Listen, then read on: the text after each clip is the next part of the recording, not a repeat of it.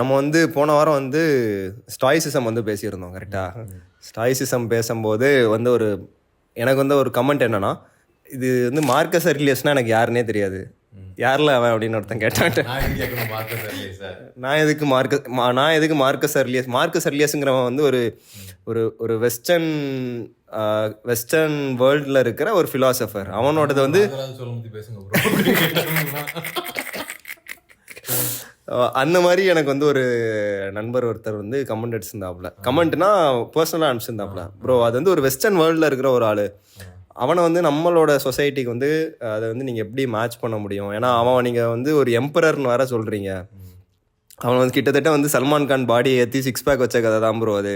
10 பேர் வந்து ட்ரெயினர் இருப்பான், ஒருத்தன் வந்து உட்காந்து சிக்ஸ் பேக், ஒருத்தன் வந்து டயட் ஒருத்தன் இருப்பான், ஒருத்தன் ட்ரெயினர் ஒருத்தன் இருப்பான், அப்புறம் சல்மான் கானுக்கு துணி துவைக்கிறதுக்கு ஒருத்தன் இருப்பான். இப்படி வந்து 10 பேர் இருந்து அவனை வந்து சிக்ஸ் பேக் பண்ண வைப்பானுங்க. அவனையும் வந்து இப்போ ஒரு நார்மலில் இருக்கிறவனையும் வந்து கம்பேர் பண்ண முடியாது. அது வந்து எனக்கு வேலிடாகவும் பட்டுச்சு. ஸோ நம்ம என்னன்னா இந்த பாட்காஸ்ட் எபிசோடில் அந்த மார்க்கஸ் அர்லியஸுங்கிற அந்த ஆளை வந்து முடிஞ்ச வரைக்கும் டைசெக்ட் பண்ண பார்க்கலான்னு எனக்கு தோணுச்சு. ஸோ அது வந்து எதை பேஸ் பண்ணினா, அது மட்டும் இல்லை, இப்போ எனக்கும் இந்த மாதிரி கமெண்ட்ஸ் வந்துச்சுன்னா என்கிட்ட பேசினவங்களும் அவங்களுக்கு அந்த ரோமன் எம்பையர் அப்புறமா இந்த ஃபிலாசபி இதுக்குள்ள அந்த கனெக்ஷனும் வந்து பெருசாக அவங்களுக்கு கிக்கன் ஆகலை. ஸோ நான் என்ன மாதிரி பண்ணேன்னா, இந்த மார்க்கஸ் அர்லியஸோட டைசெக்ட் பண்ணுறத கூட அந்த ஒரு ரோமன் எம்பையரில் life in Roman ancient Rome அப்படிங்கிற ஒரு புக்கை வந்து நீ படிச்சிருந்த, நானும் அதை பற்றி கொஞ்சம் பார்த்துருக்கேன். அப்புறமா வந்து அது ஒரு பார்ட்டு. அப்புறமா வந்து க்ரீக்ஸ்லேருந்து நமக்கு இங்கே எப்படி வந்துச்சு அப்படிங்கிறதும் ஸ்டாய்க் ஃபிலாசபி. அந்த ஸ்டாய்க் ஃபிலாசபின்னா அது வந்து அதோட ஒரு பேக்ரவுண்ட் என்னது அப்படின்னு சொன்னால் ஒரு கான்டெக்ஸ்ட் அது செட் பண்ணுற மாதிரி நமக்கு வந்து ஒரு அந்த போன வீடியோவுக்கு ஒரு ப்ரீக்வல் மாதிரி நம்மளே பண்ணிக்கிறோம், நம்மளே சொல்லிக்க வேண்டியதுதான். ஃபஸ்ட்டு வந்து why we have to talk about Marcus அர்லியஸ்ன்ற மாதிரி நம்ம ஸ்டார்ட் பண்ணலாம். அதுதான் எனக்கு கரெக்டாக இருக்கும். ஓகேவா? ஏன்னா மார்க்கஸ் அர்லியஸ் வந்து எல்லாருமே என்ன சொல்லுவாங்கன்னா ஃபிலாசபர் கிங் அப்படிம்பாங்க. ஸோ யூஸ்வலாக வந்து அந்த டேர்மே ஒரு கான்ட்ரடிக்டிங்கான டேர்ம். நீ வந்து கிங்காக இருந்தால் ஒன்று பயங்கர பந்தாவாக இருந்த கிங் தெரியும், நிறைய நல்லது பண்ண கிங் தெரியும், இல்லாட்டா வந்து உனக்கு வந்து ரொம்ப கொடுமையான கிங் தெரியும். ஃபிலாசபர் கிங்குங்கிறது வந்து ரொம்ப கம்மியான ஆட்களாக தான் இருப்பாங்க. புத்தரை வேணால் லைட்டாக சேர்த்துக்கலாம். அவர் வந்து இருந்து கம்ப்ளீட்டாக மாறினவர். அவர் ஒரு பிரின்ஸாக இருந்து அவர் கம்ப்ளீட்டாக மாறினவர். சரியா? ஸோ ஒரு மார்க்கஸ் அர்லியஸ் வந்து ஒரு ஃபிலாசபர் கிங். ஸோ அதனால் அது ஒன்று. ரெண்டாவது வந்து அவர் இப்போ ஒவ்வொரு கிங்குக்குமே வந்து 2 விதமாக இருக்குது. நீ ஒரு ஐடியாலஜியை ஃபாலோ பண்ணுறேன்னா ஒன்று பிலீஃபாக இருக்கும், கரெக்டாக, இல்லை ஒரு ரிலீஜனாக இருக்கும், இல்லை ஒரு காடாக இருக்கும், இல்லைனா உனக்கு மேலே இருக்கிற ஒரு சூப்பர் பவரை பிலீவ் பண்ணுற மாதிரி இருக்கும் அந்த கிங்குங்கிற ஸ்டேட்டஸ் எப்போவுமே. கரெக்டாக? கிங் வந்து மக்களில் இருக்கிற ஹையஸ்ட் ஆர்டராக இருக்கும், ஆனால் அதுக்கு மேலே ஒருத்தர் இருப்பான். பட் மார்க்கஸ் அர்லியஸ் பிலீவ் பண்ணது வந்து ஒரு ஸ்டாய்சிசம்ங்கிற ஒரு ஃபிலாசபியை அவர் எப்படி ப்ராக்டிஸ் பண்ணாருங்கிறத நம்ம எக்ஸ்ப்ளோர் பண்ணலாம். நீ வந்து அந்த ஸ்டாய்சிசம்ங்கிறது எப்படி வந்து ஸ்டார்ட் ஆச்சு அப்படிங்கிறத வந்து ஒரு பேக்ரவுண்டாக கூட நம்ம அதுலேருந்து இவர்கிட்ட வந்து அப்படி வரலாம். ஸோ ஸ்டாய்சிசம்ங்கிற ஃபிலாசபி வந்து பார்த்தோன்னா அதுக்கு வந்து நிறைய வந்து ஃபவுண்டிங் ஃபாதர்ஸ் வந்து வேறு டைமில் இருந்திருப்பாங்க. ஓகேவா?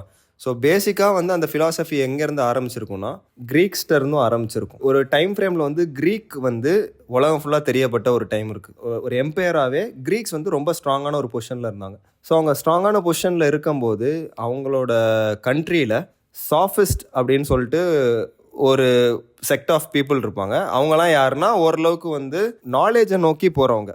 மோஸ்ட் ஆஃப் த டைம் வந்து அவங்க வந்து ஒரு அரிஸ்டோக்ராட் சொசைட்டிலேருந்து தான் இருப்பாங்க. அங்கே வந்து அவங்க இதில் வந்து ஒரு கல்ச்சர் என்னென்னா ரெட்டாரிக் அப்படின்னு சொல்லிட்டு ஒரு கல்ச்சர் இருக்கும். எப்படி நம்ம தமிழ் கல்ச்சரில் வந்து ஒரு புலவர் வந்து இன்னொரு நம்ம ஊரில் புலவர் ரேப் பேட்டில் கூப்பிட்ற மாதிரி அவங்க ஊரில் ஒரு ஐடியாவை எடுத்து 2 பேர் உட்காந்து விவாதம் பண்ணுவாங்க.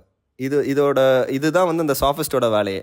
எங்கேயாவது ஒரு இடத்துல போயிட்டு சம்மந்தமே இல்லாமல் எவனையா பிடிச்சி எதையாவது ஒரு விவாதத்தை ஏற்படுத்தி அதில் இருந்து ஒரு தெளிவை பெறுறது தான் இந்த சாஃபிஸ்டோட மோஸ்ட் ஆஃப் த டைம் வேலையாக இருக்கும். ஓகேவா?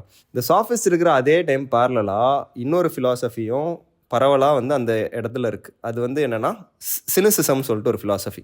ஸோ சினிசிசம்ங்கிறவங்க யாருன்னா, ஆமாம், அதில் தான் டயோஜினிஸ் அவங்கலாம் வந்து, டயோஜினிஸ் வந்து நமக்கு எல்லாருக்குமே தெரிஞ்ச ஒரு சினிக். ஸோ சினிசிசம் வந்து ஒரு எக்ஸ்ட்ரீமான ஒரு கண்டிஷனில் வாழக்கூடிய ஒரு ஆட்கள். அவங்க வந்து அவங்களே வருத்திக்குவாங்க. அவங்க ஏன் வருத்திக்குவாங்க? அவங்க வருத்திக்குவாங்கன்றதை தாண்டி அவங்க வந்து ப்ளஷரான வாழ்க்கையை வந்து ரொம்ப ரெஸ்பான்சிபிலிட்டி எடுக்காமல் வாழ்கிற மாதிரி இருக்கும். இப்போ டயோஜினிஸ்க்கு வந்து ஒரு அழகான ஒரு கதை சொல்லுவாங்க. அலெக்சாண்டரோட கதை இருக்கும். அலெக்சாண்டர் வந்து போர் எடுத்து போகிறதுக்கு முன்னாடி டயோஜினிஸை பார்க்க போகிறான். டயோஜினிஸ் வந்து சூரியன் மறைக்காதடா நான் ஏன் அந்த பக்கம் தள்ளி போடா அப்படின்னு ஏன் சூரியன் எதுக்குடா நீ மறைக்கிற அப்படின்ட்டு வந்து டயோஜினிஸ் சொன்னாப்லையா. அப்போது இது வந்து ஒரு சினிக்கான ஒரு பார்வை. ஆனால் நம்ம இப்போ கரண்ட்டாக வந்து சினிக்குங்கிறது வந்து ஒரு மாதிரி ஒரு நெகட்டிவ் டேர்ம் உள்ள ஒரு இது. இப்போ கிரீக்கிட்ட இருந்து இந்த சாஃபிஸ்ட்டும் இந்த சினிசிசமும் அப்படியே ஒரு இடத்துல வந்து எக்ஸாம்பிளா யார் இருக்காங்க? டயோஜினிஸ் இங்கே டயோஜினிஸ் இருக்க மாதிரி அங்கே சாக்ரட்டிஸ், அரிஸ்டாட்டில், இந்த ஸ்கூல் ஆஃப் தாட்லாம் இருக்குல்ல, இவங்க எல்லாருமே அப்படி வராங்க. ஸோ அப்போ ரோமன்ஸ் வந்து க்ரீக்கை நல்லா படிப்பாங்க ஆக்சுவலாக. ரோமன்ஸ்க்கு வந்து லட்டின் தான் ஆக்சுவலாக அவங்களுக்கு லாங்குவேஜ் கரெக்டாக. ஆனால் வந்து இப்போ நம்ம ஊரில் எப்படி நமக்கு தமிழ் லாங்குவேஜாக இருந்தாலும் இங்கிலீஷ் தான் வந்து உன்னோடைய ஸ்டாண்டர்ட் ஆஃப் லைஃபை காட்டுற மாதிரி ஒன்று இருக்குது கரெக்டாக. நீ இங்கிலீஷை நல்லா பேசுனா okay you are from higher standard அப்படின்ற மாதிரி. அவங்க நாட்டில் வந்து அது மாதிரி க்ரீக் இருந்திருக்கு, ப்ராப்பர் க்ரீக், ஓகேவா. ஸோ வந்து அந்த க்ரீக் அவர் வந்து ஈவன் மார்க்கஸ் அர்லியஸ் கூட அவரோட மெடிடேஷன் வந்து க்ரீக்கில் தான் நிறையா எழுதியிருப்பாருன்னு நினைக்கிறேன். ஓகேவா அது கரெக்டாக தெரில, மேபி அது ஃபேக்ட் செக் பண்ணிக்கலாம் நம்ம. ஸோ இப்படி ஆரம்பித்தது தான் வந்து ஸ்டாய்சிசம். இந்த ரெண்டு விதமான ஸ்கூல் ஆஃப் தாட்ஸுமே சேர்ந்து சீனோ ஆஃப் சிஷியம் சொல்லிட்டு ஒருத்தர் இருப்பார். ஸோ அவர் வந்து இந்த ஸ்டாய்சிசம்ங்கிற ஸ்கூல் வந்து அங்கேருந்து தான் ஸ்டார்ட் ஆகுது. ஒரு 5 மெயினான ஃபிலாசபர்ஸ் ஆஃப் ஸ்டாய்சிசம்னா ஜீனோ ஆஃப் சிஷியம், அப்புறம் வந்துட்டு எபிக்யூரஸ், அப்புறம் செனிக்கா, அப்புறம் மார்க்கஸ் அர்லியஸ், இன்னொருத்தர் வந்து யார் 4 பேர் சொல்லியிருக்கேன், இன்னொருத்தரும் இருப்பார், 5 பேர் இருப்பாங்க ஆக்சுவலாக, ஓகேவா. ஸோ அந்த 5 பேர் தான் வந்து ஸ்டாயிக் ஃபிலாசபியோட ஃபாதர்ஸ் மாதிரி ஆக்சுவலாக. இதில் வந்து நிச்சயம் இல்லை, எபிகூரஸ் செனக்கா எல்லாருமே இட்டாலி ரோம் தான் நினைக்கிறேன், எல்லாமே ரோமன் தான். அப்புறம் இன்னொரு விஷயம் என்னென்னா, நம்ம வந்து இப்படி ஆரம்பிச்சிடலாம். அந்த ரோமன் எம்பையருங்கிறத பற்றி ஒரு சின்ன ப்ரீஃபு. ரோமன் எம்பையருங்கிறது வந்து கவர் ஆனது வந்து ஒரு 600 வருஷத்தில் அவங்க வந்து இந்த இட்டாலி இப்போ இருக்கிற யூரோப்பு, நமக்கு ரோமு, இட்டாலி, அதாவது இட்டாலியில் இருக்கிற ரோமு, அப்புறமா அந்த யூரோப்போட பார்ட்ஸு, அப்போ பிரிட்டனோட ஓரளவுக்கு பிரிட்டிஷோட ஒரு பார்ட்டு, அப்புறமா ஆஃப்ரிக்காவோட நார்தர்ன் பார்ட்டு, அது மட்டும் இல்லாமல் மிடில் ஈஸ்ட் வரைக்கும் அவங்க எம்பையர் மொத்தமாக வந்து இதாகிருக்கு. அந்த எம்பையர் வந்து கிட்டத்தட்ட ஒரு 600 வருஷத்தில் இவ்வளோ பெரிய லேண்ட் மாஸை கவர் பண்ணுற இது மாதிரி எம்பையராக இருந்துச்சு. அப்புறமா வந்து இது ஸ்டார்டட் வந்து 8th செஞ்சுரியில் பிஃபோர் பிசியில் 8th செஞ்சுரியிலேருந்து ஆரம்பிச்சிருக்கு. அந்த ஹிஸ்ட்ரியை பற்றி நம்ம இன்னொரு நாள் பேசிக்கலாம். அப்புறமா வந்து கான்டாக்ட் செக் பண்ணுறதுக்கு மார்க்கஸ் அர்லியஸ் வந்து 172 பிசிஏ அவர் 172 சம்திங் அந்த காலகட்டத்தில் வாழ்ந்தவர். 160 to 180 அந்த காலகட்டத்தில் வாழ்ந்தவர். இப்போ ஜூலியஸ் சீசர்லாம் 1000 இதில் வாழ்ந்தவர்.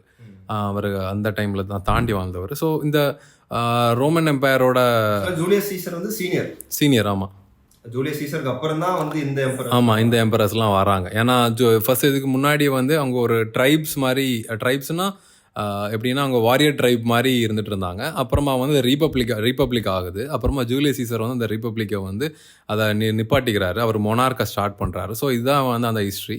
அப்போது நான் வந்து ஒரு ப்ரீஃபாக வந்து ஒரு ரோமன் எம்பையர்னு சொல்லும்போது அந்த லைஃப் ஆஃப் ரோமன் எம்பையரை வந்து எப்படி இருக்குன்னு நான் சொல்கிறேன்.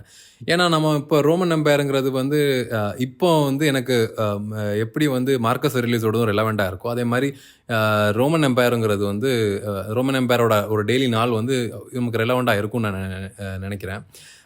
அங்கே வந்து இப்போ பீப்புள் ஆஃப் ரிச் லக்ஸரியில் வாழ்கிறவங்களும் இருக்காங்க, அதே மாதிரி புவர் பீப்புளும் இருக்காங்க.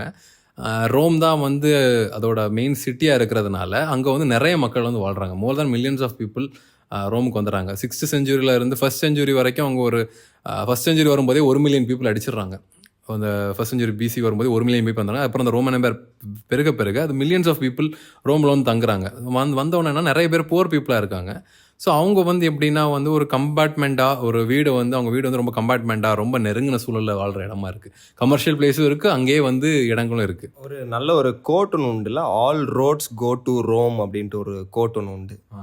ஸோ நீ அதை சொல்லும் போது எனக்கு அந்த கோட் தான் ஞாபகம் வந்துச்சு. இப்போ வந்து ரோம் வந்து எவ்வளோ பெரிய எம்பையராக இருந்திருந்தா எந்த ரோட்டில் போனாலும் நீ போய் கடைசியாக ரோமில் தான் எண்டப் ஆகுன்ற மாதிரி. ஆமாம், அப்போ வந்து அவங்க தங்கிற இடம் பேர் இன்சுலேம்பாங்க. அது வந்து கமர்ஷியல் பிளேஸ்லேயே வந்து அவங்க நெருங்கி வாழ்கிற ஒரு சூழ்நிலையாக இருக்கும். ரிச் பீப்புள் வந்து லக்ஸுரியாக வாழ்கிற மாதிரி இருக்கும்.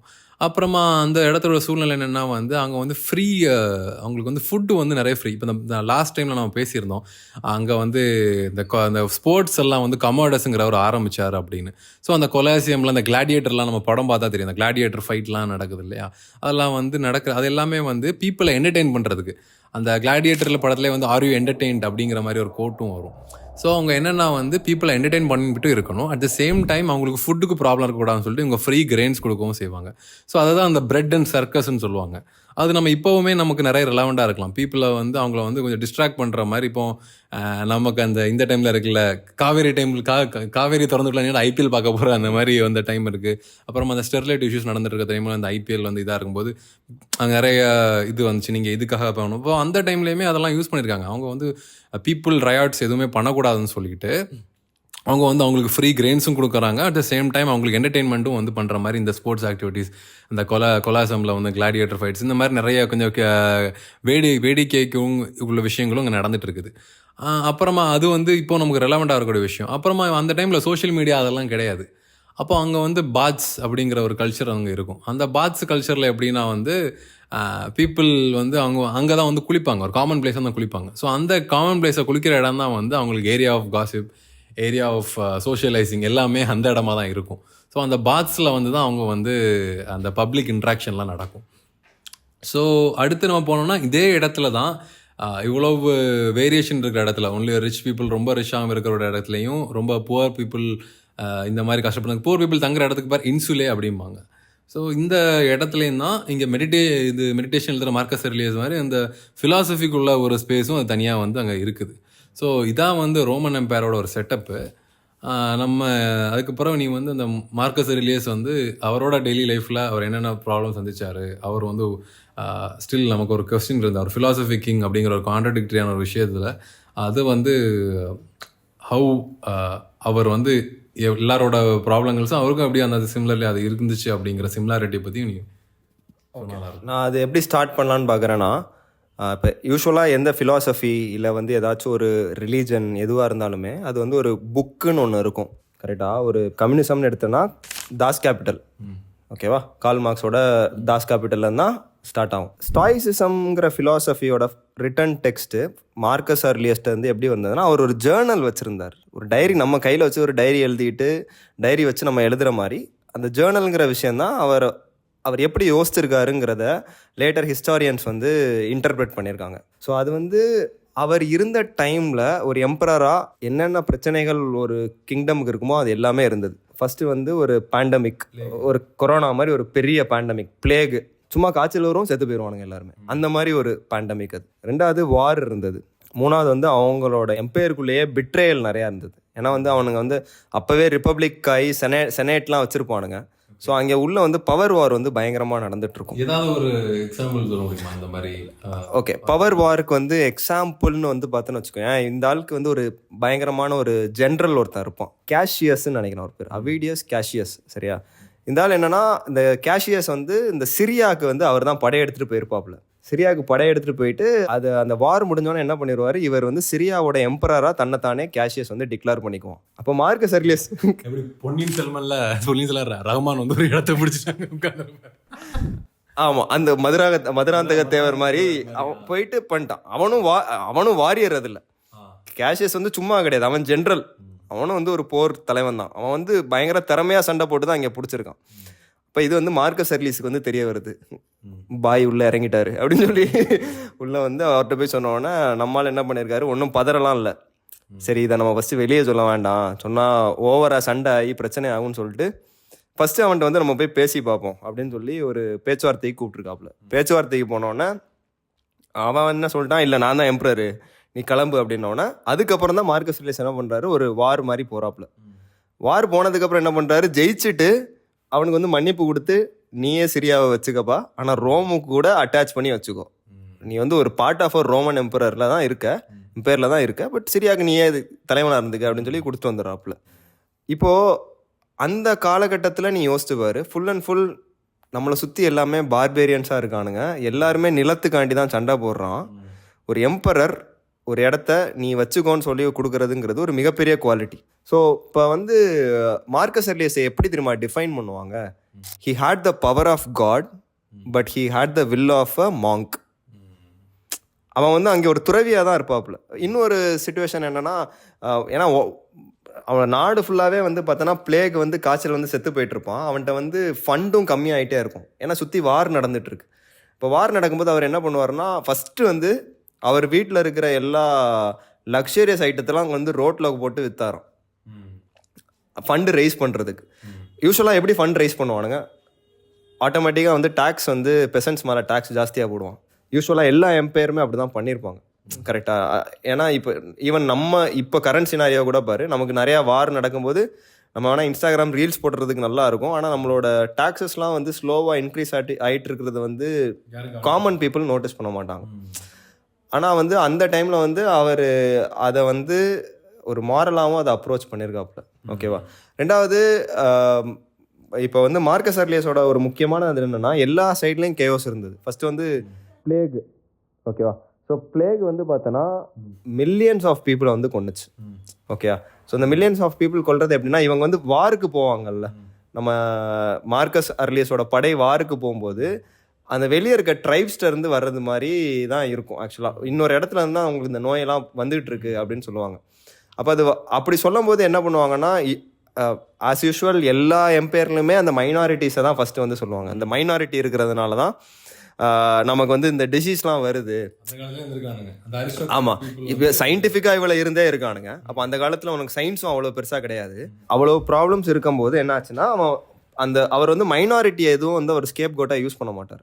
இவன் வந்ததுனால தான் வந்து ஆச்சுன்னா அவர் சொல்லவே மாட்டார். அவர் வந்து அவங்களையுமே வந்து வெல்கமிங்காக தான் வச்சுருந்தாப்புல. ஸோ இது வந்து ஒரு குவாலிட்டி. இன்னொன்று, ரெண்டாவது வந்து இவங்க படையெடுத்து போகிற இடங்களுமே இருக்குல்ல.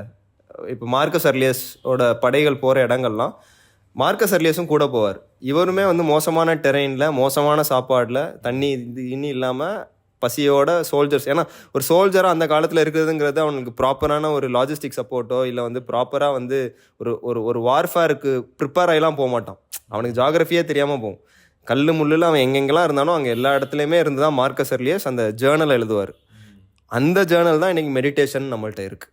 எனக்கு என்னென்னா, இதுன்னு சொல்லும்போது இப்போ வந்து எந்த ரூலர் வந்து போய் கேப்சர் பண்ணுறனாலும், ஒரு அலெக்சாண்டருக்கும் சிமிலர் திங்காக இருக்கும், ஒரு ஜெங்கிஸ்கானும் அந்த மாதிரி ஒரு 5 கிரேட் எம்பரர்ஸில் ஒருத்தராக இவர் தான் இவரே சொல்கிறாங்க. ஸோ என்னென்னா, இவங்க எல்லாருக்குமே வந்து அந்த எக்ஸ்பேன்ஷன் பண்ணணுங்கிற ஒரு வில் இருக்குது.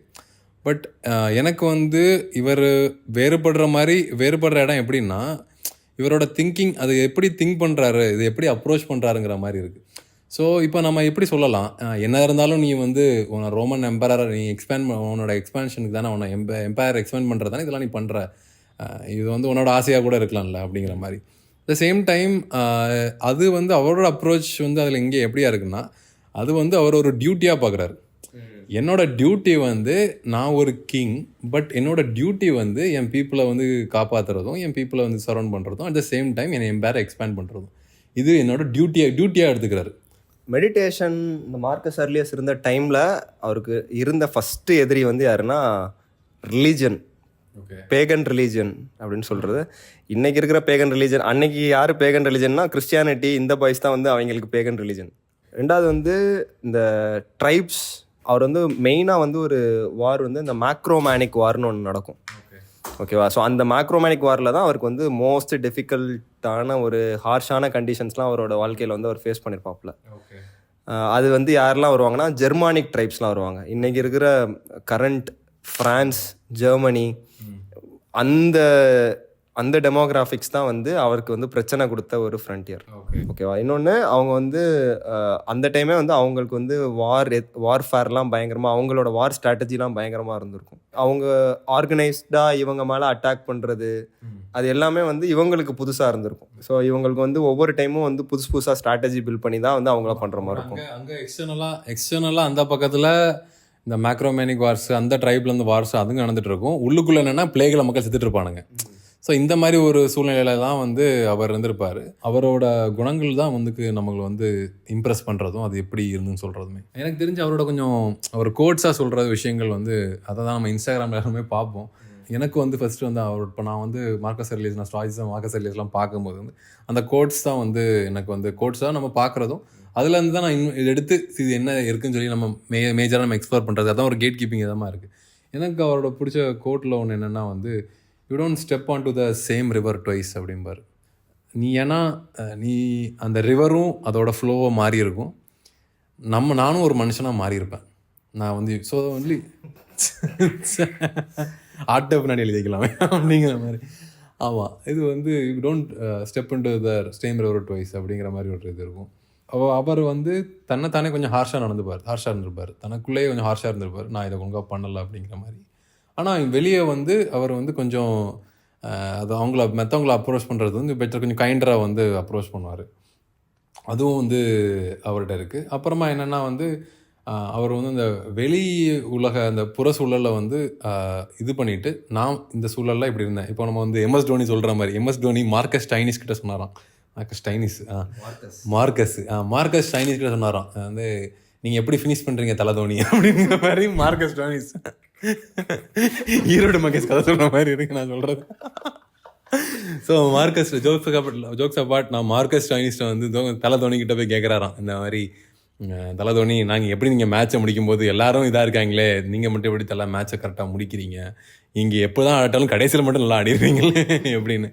அப்போ வந்து சொல்லுமா கடைசியில் வந்து என்ன ஆகும்னா எல்லாருமே நான் டிஃப்ரெண்ட்டாக திங்க் பண்ணுறேன், நான் அப்படி போடணும் இப்படி போடணும் மாற்றி வந்து அவங்களோட நார்மல் ஸ்டிக் டு த பேசிக்ஸாக இருக்காமல் எல்லோரும் டிஃப்ரெண்ட்டாக பண்ண ட்ரை பண்ணுவாங்க. அங்கே வந்து நான் என்ன பண்ணணும்னா நான் MS தோனியாகவே இருந்துருவேன், நான் எதுவும் டிஃப்ரெண்ட்டாக சேஞ்ச் பண்ண மாட்டேன், நான் அப்படியே இருந்துருவேன். அப்போ என்னென்னா அந்த எக்ஸ்டர்னலாக விஷயங்கள் எல்லாம் போயிடும். நான் வந்து என் ஸ்கில்ஸை நான் பேக் பண்ணிவிட்டு நான் அந்த டைமில் எடுக்க பார்ப்பேன். இப்போ எப்படியும் வந்து எனக்கு ப்ரெஷர் இருக்கும், அட் சேம் டைம் எனக்கு பவுலருக்கும் ப்ரெஷர் இருக்கும். So everyone will try to do different, but I try to be the same அப்படிங்கிற மாதிரி சொல்லுவார். ஸோ அந்த புற சூழலை வந்து தள்ளி வச்சுட்டு நீ இதை தனியாக அப்ரோச் பண்ணால் எப்படி இருக்கும் அப்படிங்கிற மாதிரி. நம்ம அன்னைக்கும் வந்து ஒரு இதை பற்றி ஒரு எக்ஸாம்பிளாக நம்ம பார்த்துருந்தோம். அன்னைக்கு நம்ம ஜீனோ லாஸ்ட் இதில் ஜீனோவை பற்றி சொன்னோம். பட் ஜீனோ வந்து அவரோட ஃபேமஸாக அவர் என்ன, ஜீனோ தான் வந்து ஸ்டாய்ஸின் தந்தை அப்படின்னு சொல்லப்படக்கூடிய ஒருத்தர், ஸ்டாய்ஸின் தந்தைன்னு சொல்லப்படக்கூடியவர், டேடி வந்து எங்கள் ஜீனோ ஆஃப் சிசிஎம் அவர். ஸோ அவர் என்னன்னா வந்து ஒரு போட்டு கதை ஒன்று இருக்கும் அவரை பற்றி, அதான் நீ வந்து இதில் சொன்னால் நல்லாயிருக்கும். அந்த போட்டு கதை என்னன்னு பார்த்தீங்கன்னு வச்சுக்கேன். இப்போ வந்து ஜீனோங்கிறவர் வந்து ஸ்டாய்க்குங்கிறது வந்து அந்த ஊர் மக்கள் எல்லாருக்குமே தெரியும். பொதுவாக வந்து ஸ்டாய்க்னா எல்லாரும் வந்து எப்படி அந்த ஊரில் நினைப்பாங்கன்னா, ஓகே அவன் வந்து பயமே இருக்காது, அவனுக்கு எந்த இதுனாலுமே அவனுக்கு வந்து ப்ராப்பராக சிக்மா மேல் மியூசிக்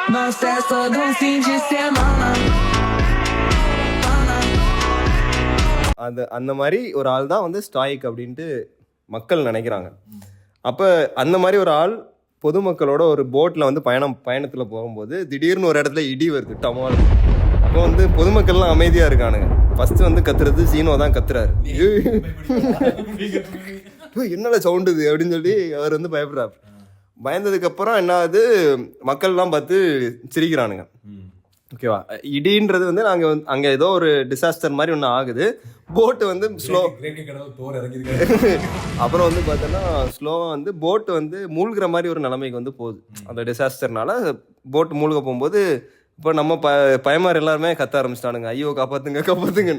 ஜீனோ ஒரு ஓரத்தில் உட்காந்து இப்படி பார்த்துக்கிட்டே இருந்தாராம் எல்லாருமே. அப்புறம் வந்து இவங்க எல்லாருமே காப்பாற்றினதுக்கப்புறம் வேற போட்டில் போனதுக்கப்புறம் ஜீனோட்ட வந்து ஒருத்தன் கேட்பானா, யோ நீ பெரிய ஸ்டாய்க்குன்ன, இடி இடிச்சோன்னா ஆளாக நீ தான் கத்துன அப்படின்னு. அப்புறம் உடனே சீனோ சொல்லுவார், ஒரு மனுஷனாக இருந்தால் அவனுக்கு வந்து அனிமல் இன்ஸ்டிங்ஸ்னு ஒன்று இருக்க தான் செய்யும். உன்னோட ஃபியருங்கிறது உன்னோட நீ பயாலஜிக்கலி உனக்கு ஃபியர்னு ஒரு விஷயம் இருந்து தான் ஆகணும் மனுஷனாக இருந்தால். அந்த ஒரு எமோஷனை நீ மறைச்சிட்டனா நீ வந்து ஒரு ஹியூமனே கிடையாது. ஆக்சுவலாக ஃபியரே இல்லாமல் ஒருத்தன் வந்து வாழ்ந்தான்னு சொன்னான்னா அது ஒரு பயங்கர அபத்தமான ஒரு விஷயம். ஏதோ ஒரு ஃபியர் உனக்கு இருக்க தான் செய்யும். அப்படி சொல்லக்கூடாது, அவனுக்கு வந்து பொய் சொல்றான்னு அர்த்தம். தன்னைத்தானே வந்து சொல்றாங்க அந்த ஃபியர்ங்கிறது தெரிஞ்சா வந்து நமக்கு வந்து. ஆமா, அப்போ வந்து சிம்பிளா சொல்லணும்னா ஃபியர்ங்கிறது எப்படிங்கிறதுனா ஒருத்தருக்கு ஒரு குழந்தைக்கு தெரியாது தீயை வந்து சொட்டா வந்து சுடுன்ட்டு, ஆனால் நமக்கு தெரியும் தீனா தள்ளி போய் நின்றுண்டு. இப்போ பாம்பை பார்த்தோம் டப்பு நமக்கு பயப்படாமல் செய்யும், நான் யாராக இருந்தாலும் பயப்படாமல் செய்யும். அது வந்து நார்மலாக இருக்காது. அது வந்து பாம்பை பார்த்து யார் பயப்படாமல் இருப்பான்?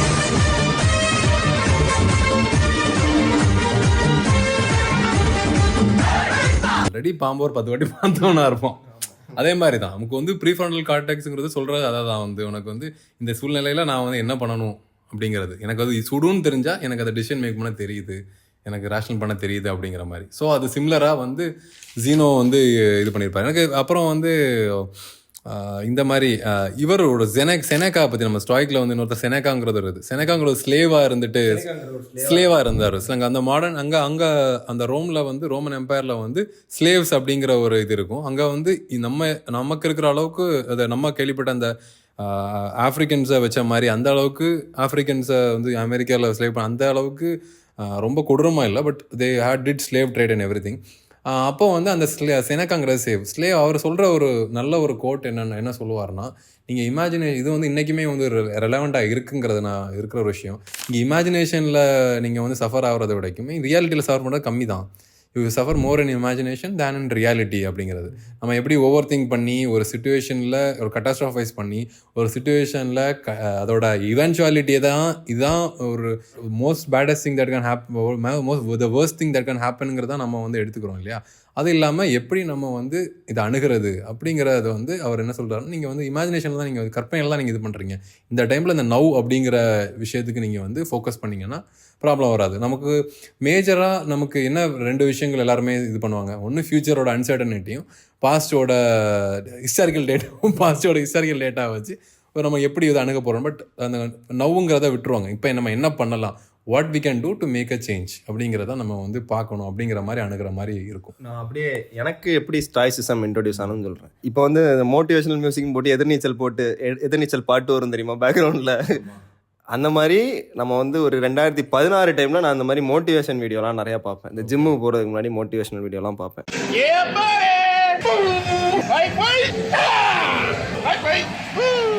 அப்படி நான் பார்க்கும்போது ஒரு நாள் வந்து ஒரு அத்லட் கோச் ஒருத்தர் வந்து பேசியிருப்பார். ஸ்டாயிக் பிரின்சிபல்ஸை பற்றி ஃபஸ்ட்டு நான் வந்து எனக்கு அப்படி தான் தெரிய வந்துச்சு. இந்த ஸ்டாயிக் மைண்ட் செட் வந்து எப்படி இப்போ ஒரு 2025 ஏன் வந்து நிறைய ஃபேமஸ் ஆகுதுக்கு ரீசன் என்னென்னா, இது வந்து நிறைய ஸ்போர்ட்ஸ் பர்சன், நிறையா பொலிட்டிக்கல் லீடர்ஸ்லாம் வந்து ஃபாலோ பண்ணியிருப்பாங்க. நிறைய வந்து இப்போ வந்து தலை டோனியை வந்து ஒரு ஸ்டாயிக், அது தலை டோனிக்கு தெரியுமான்னு தெரில, ஆனால் வந்து இல்லை அவங்களுக்கு கன்ஃபார்மாக தெரியும். லைக் அவங்களுக்கு வந்து இந்த ஐடியாலஜிலாம் ஏதோ ஒரு வகையில் அவங்களுக்கு தெரிஞ்சிருக்கலாம், இல்லை வந்து அதை வேறு மாதிரி ஸ்டாய்சிசம் தெரியலனாலும் கூட அவங்களுக்கு பேசிக்ஸ் தான் அவர் சொல்கிறத தான் சொல்கிறப்ப. அது மாதிரி நிறைய NBA அத்லெட்ஸ், NFL அத்லெட்ஸ்லாம் வந்து ஓப்பனாகவே நான் வந்து ஒரு ஸ்டாய்க்காக இருக்கணும்னு நினைக்கிறேன். ஸோ ஸ்டாய்க்குன்றது வந்து அவங்க ஒரு அத்லெட் இதில் என்னென்னா, ஒரு புற சூழல் வந்து அவங்களோட ஆக்ஷன்ஸை டிட்டர்மைன் பண்ணாது. எவ்வளவு தான் வந்து அவங்களுக்கு அப்டக்கல் இருந்தாலும் அந்த அப்டக்கலில் வந்து ஒரு வே இருக்குங்கிறத பிலீவ் பண்ணுவாங்க. த அப்டக்கல் இஸ் த வே அப்படின்ற மாதிரி தான் ரைனால்டோட புக். சரியா? ஸோ வந்து அவங்க அந்த எக்ஸ்டர்னல் கண்டிஷன்ஸ் எல்லாத்தையுமே ப்ராசஸ் பண்ணிக்கிட்டு அதுக்கு என்ன ஆக்ஷன் வந்து அந்த ப்ரெசென்ட்டில் பண்ணால் நடக்குமோ அதை தான் அவங்க பண்ணுவாங்க. ஸோ பேசிக்காக வந்து அவங்க வந்து எஃபர்ட்டில் மட்டும்தான் அவங்களோட ஃபோக்கஸ் இருக்கும். அவுட்கம்ஸ் வந்து எப்படி இருந்தாலுமே, ஏன்னா உன்னோட டியூட்டி அண்ட் ரெஸ்பான்சிபிலிட்டிக்கு மட்டும்தான் நீ வந்து அட்டாச் ஆகிருக்கும். நீ வந்து அதனால் என்ன பலன் வரப்போகுதுங்கிறத யோசிச்சேன்னா உன்னோட எஃபர்ட்ஸ் வந்து வீணாக போயிடும். ஸோ ஒரு ஸ்டாய்க்கு வந்து அதை தான் ஃபோக்கஸ் பண்ணுவோம். நம்ம அந்த CBT, அந்த காக்னிட்டிவ் பிஹேவியரல் தெரப்பீஸ்லையும் அங்கேயும் வந்து அந்த CBTங்கிற ஃபார்ம் ஆஃப் தெரப்பி வந்து அதை வந்து இப்படி தான் பண்ணுறாங்க. அந்த CBT ஃபார்ம் ஆஃப் தெரப்பியை வந்து அவர் ப்ராக்டிஸ் பண்ணவர் வந்து அவரும் ஸ்டாய்க் ஃபிலாசபியில் தான் இதெல்லாம் கொண்டு வராரு அப்படிங்கிறதும் நமக்கு வந்து அதுவும் ஒரு ஃபேக்டாக இருக்குது. அப்புறம் இருக்கிறதுலே எனக்கு வந்து ரொம்ப பர்சனலாக பிடிச்ச பாயிண்ட்டும் மோஸ்ட் இம்பார்ட்டன்ட் பாயிண்ட்டாக என்னென்னா, ஸ்டாய்க்ஸ் வந்து இம்பர்மனன்ஸ், அதாவது எல்லாத்துக்குமே ஒரு எண்டு உண்டுங்கிறத பிலீவ் பண்ணக்கூடிய ஒரு ஆட்கள். மெமெண்டோ மோரிம்பாங்க. ஸோ எல்லாமே வந்து அழிஞ்சு போகும். இப்போ வந்து மார்க்கஸ் அர்லியஸ் வந்து ஒரு பெரிய எம்பரராக இருக்கார், ரோமன் எம்பரராக இருக்கார். அவர் வந்து அலெக்சாண்டரை பார்க்குறாரு, அதுக்கு முன்னாடி இருந்த பெரிய பெரிய படையெடுத்து வந்தவனுங்க எல்லாருமே பார்க்குறாரு. இவனுங்க எல்லாருமே காணாமல் தான் போயிட்டானுங்க, நானும் காணாமல் தான் போகிறேன். பட் என்னோட டியூட்டி அண்ட் ரெஸ்பான்சிபிலிட்டி இதை நான் பண்ணணுங்கிறத தான் அவங்க பண்ணுறாரு. ஸோ இந்த 3 பாயிண்ட்ஸ் தான் ஸ்டாய்ஸோட பேசிக் கோரே. ஸோ ஒரு ஸ்டாய்க்காக நம்ம வந்து ஆரம்பிக்கணும்னா நம்ம இவங்க எல்லாரையும் படிக்கணும், இதை வந்து பண்ணணுங்கிறது இல்லை. நம்ம வீடியோ பண்ணுறதுக்கான நோக்கம் என்னென்னா, அவ்வளோ பெரிய ஃபிலாசபியில் இந்த பஞ்ச் லைனாக என்னென்ன இருக்கோ மேபி ஒரு வியூவர்ஸாக அதை பார்க்கும்போது அவங்க வந்து அதை ரிஃப்ளெக்ட் பண்ணுறதுக்கு யூஸ்ஃபுல்லாக இருக்கும். ஸோ நான் ரியல் லைஃப் லெசன்ஸாக நான் வந்து கன்க்ளூட் பண்ண பார்க்குறேன். 3 தான். எஃபர்ட்ஸாக போடு, அவுட்கமாக பார்க்காத, ஃபஸ்ட் பாயிண்ட்டு. செகண்ட் பாயிண்ட் வந்து எமோஷ்னலாக ரியாக்ட் பண்ணாத, ரேஷ்னல் மைண்ட் வச்சு ரெஸ்பாண்ட் பண்ணு. மூணாவது பாயிண்ட் வந்து என்னென்னா எல்லாத்துக்குமே ஒரு இம்பர்மனன்ஸ் இருக்குது. இன்றைக்கி நீ பெரிய ஆளாக இருக்கலாம், நாளைக்கு நீ கீழே இறங்குவ, நாளைக்கு நீ கீழே இருப்ப, அதுக்கப்புறம் பெரிய ஆளாக எல்லாமே இம்பர்மனன்ஸாக இருக்குது. எல்லாமே அழிஞ்சு போகக்கூடிய ஒரு விஷயத்துக்கு தான் நம்ம வந்து மண்டையை உடைக்க போகிறோம். நீ யாருக்கு என்ன பண்ணாலுமே அது ஒரு அழிய போகிற விஷயத்தை தான் பண்ண போகிறங்கிறத தெரிஞ்சு நீ அதை பண்ணணும். ஸோ இந்த 3 பாயிண்ட்ஸை சொல்லி நம்ம கன்க்ளூட் பண்ணிக்கலாம்னு நினைக்கிறேன். கரெக்டாக. ஓகே, ஸோ இத்துடன் இந்த எபிசோட் முடிவடையுது. அந்த பாயிண்ட்டை இத்துடன் சொல்லிட்டா இதுவரைக்கும் இது முடிவடையுது. நாங்கள் அடுத்த வீடியோவில் சந்திப்போம். அதுவரை விடைபெறுகிறோம். நன்றி.